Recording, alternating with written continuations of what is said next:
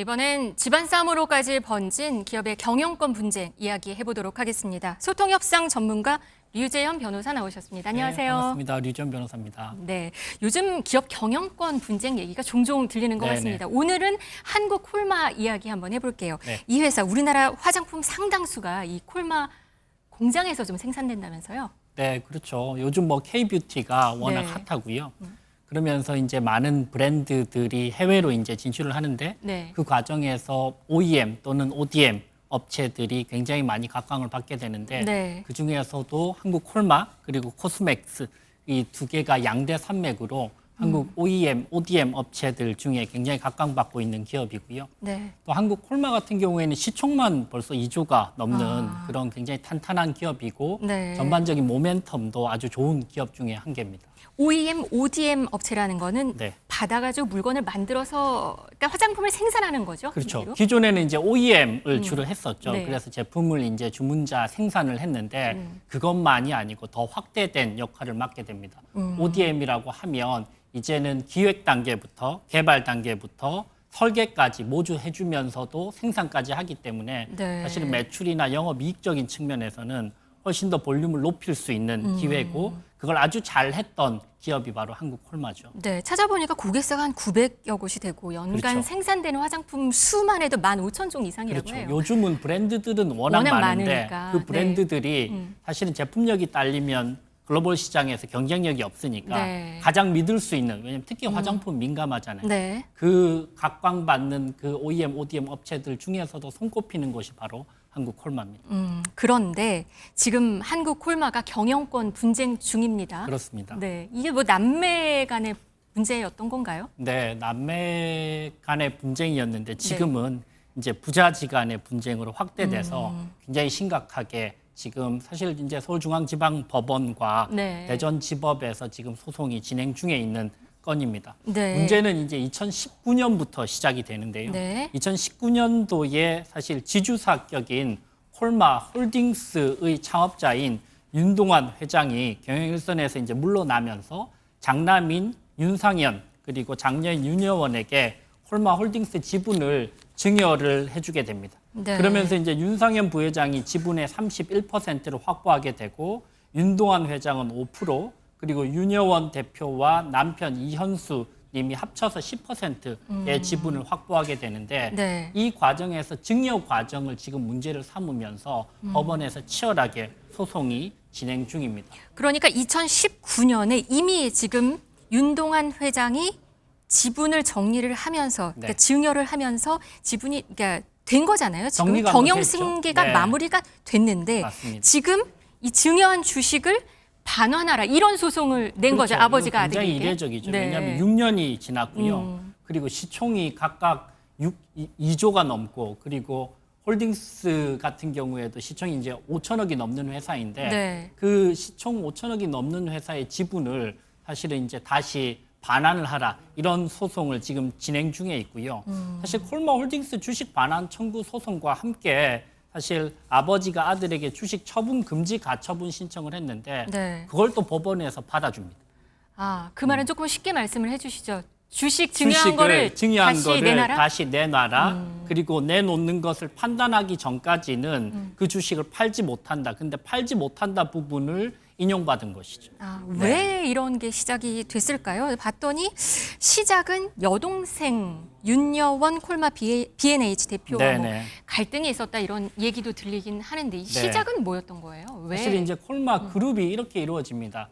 지배구조의 정점에 있는 콜마 홀딩스가 있고요. 네. 콜마 홀딩스가 한국 콜마 그리고 콜마 B&H라고 하는 계열사를 가지고 있는데 콜마 B&H라는 계열사를 윤여원 대표, 즉 따님이 경영을 하고 있는데 콜마 홀딩스의 대주주이자 대표이사인 윤상현 부회장이 보기에는 경영이 별로 탐탁지 않은 거예요. 그러니까 오빠가 보기에 오빠가 여동생의 경영이 별로다 이렇게 말을 한 거군요. 실적도 별로 안 좋고 생각보다 잘 못하고 있다. 그래서 이사회를 개편하자 나를 포함해서 내가 지정한 2명을 이사로 선임을 해달라라고 요청하면서 네. 거기에 반발을 하면서 이제 문제가 불거지게 됩니다. 아, 이게 시작이었고 네. 그 다음에 이제 아버지가 딸의 손을 들어준 건가요? 그렇죠. 아버지는 이거는 분명히 2018년도에 지분을 2019년도 증여하기 전에 우리 삼자 간의 경영 협의가 있었다.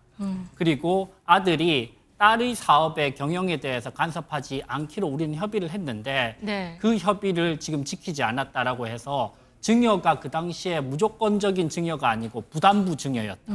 즉 부담부 조건부 증여. 증여였다. 그것도 가능한 거예요? 조건부 증여도? 부담부 증여는 네. 민법상 인정되고 있는 증여, 네. 즉 이러한 조건을 지키는 범위에서 증여가 이루어지고 그 조건이 미이행되면 증여 법률 행위가 해제될 수 있다라는 민법상 인정되는 법률 행위인데 네. 이 부담부 증여라는 법리를 가지고 지금 주식 반환 청구를 하고 있습니다. 가능할까요?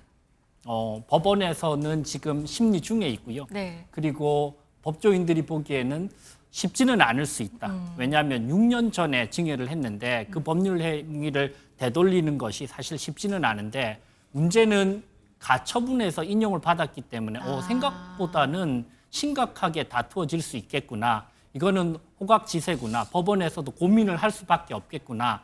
이런 방식으로 지금 이 사건을 네. 조망하고 있습니다. 그런데 애초에 왜 윤동환 회장은 이 복잡한 조건을 걸고 이렇게 증여를 했을까요? 이런 부분은 저도 좀 아쉬운 부분인데요. 사실 이제 시총이 2조가 넘어가는 회사와 그리고 홀딩스만 해도 5천억이 넘어가는 회사인데 사실 이런 회사에 주식을 줄 때는 무조건부 증여 그냥 아니면 주식 매매로 계약을 하면 더 좋았을 텐데 부담부 증여라고 하는 법률 행위 자체가 사실은 좀 불안정하거든요. 네. 이런 부분들은 기본적으로는 회장님이 생각하시기에는 윤상현 부회장이 내가 살아있는 동안에는 내 말을 잘 듣고 선을 넘지 마라라는 의도가 담겨 있지 않았나라고 네. 해석들을 하고 있습니다. 여동생이잖아요. 윤여원 콜마 B&H 대표. 네. 코로나 위기 속에서도 지금 그래도 꾸준한 매출을 달성을 맞습니다. 했다. 네. 그러면서 사실 반격에 지금 나서고 있는 맞습니다. 상황이거든요. 이 분쟁은 앞으로 어떤 흐름을 보일까요?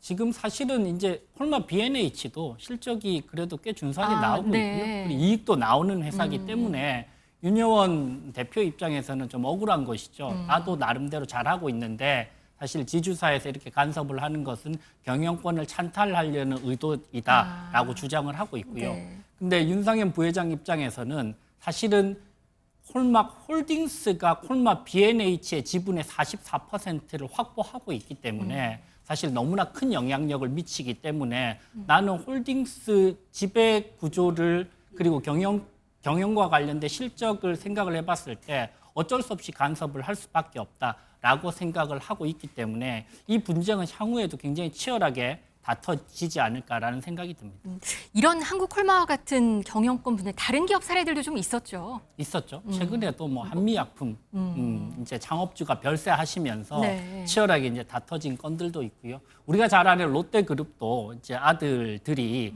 사실 경영권 분쟁과 관련돼서 이야기를 하면서 그 이야기가 제대로 흘러가지 않자 경영권 분쟁으로 번졌던 케이스도 있고 네. 한진그룹, 아워홈 여러 가지 케이스들이 있었고 네. 향후에도 이런 경영권 분쟁은 많이들 있을까요? 발생할 것이라고 예상이 됩니다. 네. 이런 경영권 분쟁은 단순한 어떤 오너 리스크를 넘어서 기업의 네. 신뢰도 아니면 우리 지금 얘기하는 주주의 네. 문제에 있어서도 좀 복합적인 구도에서 움직일 것 같다는 생각도 사실 듭니다. 주주들 입장에서 불안하거든요. 예, 사실 글로벌의 치열한 그런 경쟁 구도에서 살아남기도 힘들고 잘 성장하기도 힘든데 여기에서 주주들끼리 다투고 있다면 주주들 입장에서 엄청나게 불안하거든요. 그래서 경영권 분쟁이 발생하지 않도록 사전에 미리 준비를 할 필요가 있을 것으로 보입니다. 장기화될 경우에 기업 신뢰도 주주 가치에 미치는 파장도 있을 그죠. 것 같습니다. 지금까지 소통 협상 전문가 류재현 변호사와 함께했습니다. 네, 감사합니다. 고맙습니다.